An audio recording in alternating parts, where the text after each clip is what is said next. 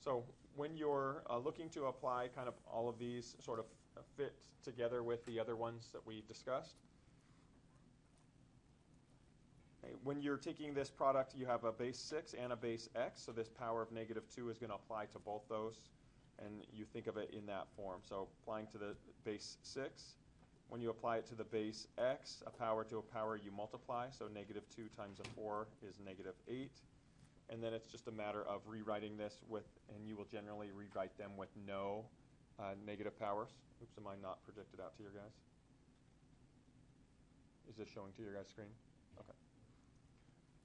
So here, what you would do is you'd move your base 6 squared to the denominator, your base x to the 8th to the denominator. And so when you write your answer, it's 1 over 36 x to the 8th. If you left that as 6 squared, it should still count it as correct.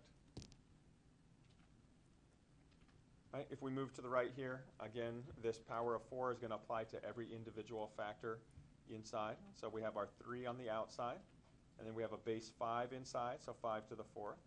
A base x, x to the 9th to the 4th. We use the power to a power rule as well.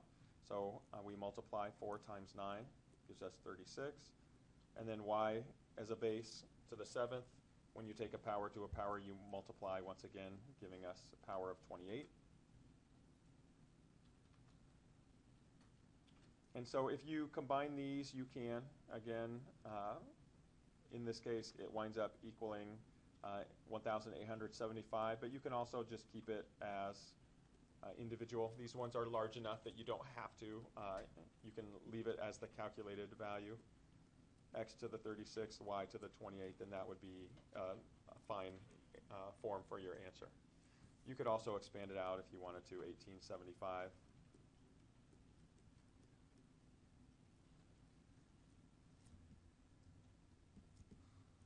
So again, when you're applying these power rules, you have two base factors inside the grouping symbols as the base of this exponent.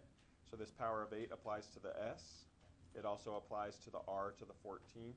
When you take a power to a power, you multiply. And so you can take 14 times 8 as your power. Once again, because it's a preview, you would be able to enter your answer in this way. But if you can multiply that through you can simplify it out. S to the 8th, R to the 1/12 would be the more reduced form. Okay, in the second problem, y to the 0 has a value of 1, so that's discarded. And this power of 14 applies to the 10, so 10 to the 14th, you do not need to expand that out. And then R also applied to the 14th, and so that would be your simplified form. And then finally, in this last example, s to the 14th, all to the 8th, same idea that we did up here, becomes s to the 1/12.